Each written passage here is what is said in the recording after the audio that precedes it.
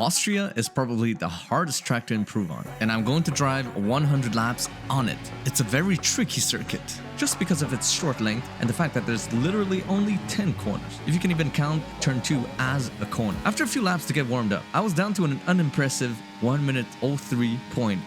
Oh boy, there was work to be done. How much can I improve by the end of my 100 laps challenge? Keep watching to find out. First, I needed to nail turn 1. This is the corner that determines whether you keep pushing or abandon your lap. So many laps were either made or broken right here. You need to slow down enough to cut over the inside curb without invalidating, but you also gotta make sure that you don't run too wide on exit because you're gonna catch an invalidation. And let me tell you, I invalidated a lot on this one, but I was determined to see this through. As I got more laps under the belt, it became more and more natural. The line was becoming better and better. And when you do hit it right, oh boy, it is on. Because you get to carry all that speed down the straight into turn 3 is another corner that I struggled with. For as long as I could remember, this corner has caused me problems in all of the F1 games. I started league racing more seriously in F1 22, and I've always struggled with this corner in Austria when it comes to getting back on power. This has kind of been a theme lately, actually. You could say that it's the next step in the natural progression of me becoming a faster driver. My engineer actually first took notice of this in practice through telemetry. Kai, tell me why your throttle is all over the place.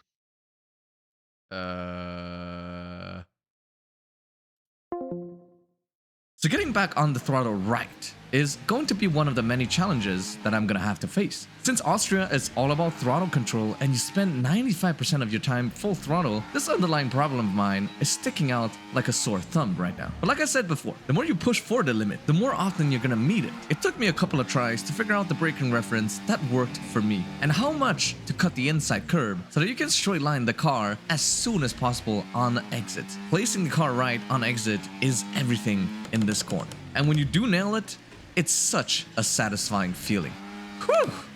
In a minute, we're gonna talk about the middle sector. But first, I wanna talk about the last sector. Specifically, these two corners. Holy moly, is it hard to not invalidate when going through here. Let's count the number of places where you can invalidate your lap. Turn 9, you gotta stay to the left to open up the corner, but you can invalidate if you go too wide on corner entry. At the apex, you also got to cut the inside curb, but get too close to it, you're gonna invalidate again. And on corner exit, if you run too wide, carry too much speed, then it's game over for you once again. And it's the same story for turn 10, entry, apex, and exit. All places where you can invalidate. And I must have restarted my lap so many times because of these last two corners. Turn 9 is not too bad in itself. As long as you have the right line, it should be alright. But turn 10, oh boy, turn 10 is where it's at. I either turned in too much or I carry too much speed, which makes you run wide. And in both of these scenarios, I end up in tears. But I was absolutely determined to make this work.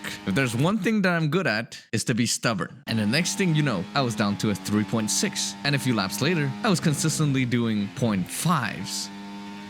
But I was still not yet satisfied. I knew F2 or F3 drivers can consistently hit between 1 minute 02.8 and 0.9. So I asked around and got the chance to discuss with a few very talented drivers about tips and tricks around Austria. Anything that could help me become faster in qualifying, I would take it. Among them were Steven Vasso from Team NLR and Team Tormino from Team TTM, both driving in the PSGL F4 division. They both sent me very rapid lap times, and I knew to find more time around Austria, being the short track that it is, it would be very difficult. But I felt I could go much faster still. If I could clean up my mistakes, my inputs, could a 0.3 or a 0.2 be on the table for me?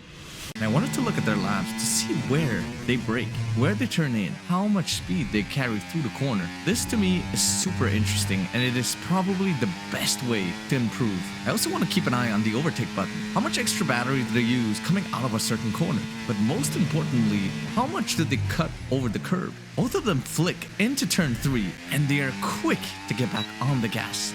I think the lack of confidence is what kills me here. And I also wanted to keep a close eye on how they take Sector 2. Both of them downshift into 5th for added rotation and stay in 6th for the second part of the double left-hand.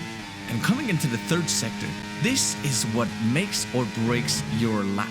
you can see that both of them run over the inside curb and they downshift again into 5th for the final corner.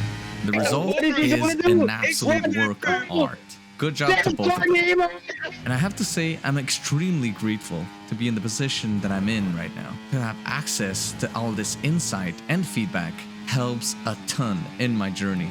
And it took me a couple of tries to put everything together. I was getting better and better at hitting turn 1 and also carrying more speed through the fast left-handers in sector 2. But it wasn't long before I had my next breakthrough. Into turn 1, throw the car in. You have to be confident on throttle because any millisecond you wait is going to cost you minimum speed down the entire straight into turn 3. Into turn 3, aim to brake right after a 100-meter board. You have to flick the car in. Again, be brave on the gas. Use overtake till about 50%, stay in hot lap, and move to the left to reduce traveling distance. For turn 4, I'm still not sure whether you should use the inside curb to rotate the car. In theory, it should be the fastest way around, but I have yet to develop a consistent line through there. For turn 5, again, you have to throw the car in and just pray that it sticks. Don't run wide here, but you also have to use the gas to make the car rotate. A tiny lift through there, but if you remember from the reference hot laps, they did not lift or they lifted very little. And there's still time to be found. Through turn 9, run over the inside curb, and turn 10, last corner, go a little wide, get a little too excited on throttle, and we lose all our progress. After reset, we do manage to bring it home with a 1 minute 03.4. So close to the 0.3s, but with a reset, it just doesn't feel the same, you know? And I cannot count that one. So back on the grind we go. At this point, it was getting pretty close to race day, and I was getting pretty close to the 100 lap mark. But I was not ready to give up yet.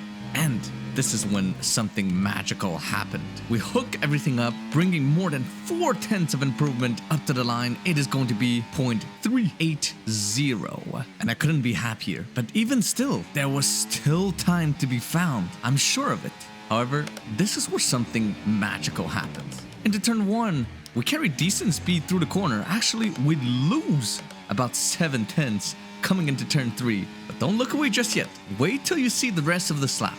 And into turn 3, it is going to be a pretty beautiful flick. We keep good minimum speed. And into turn 4, it is still 4/10 down. But remember, this is from our previous attempt, which was a high 0.3, which is already a pretty good lap.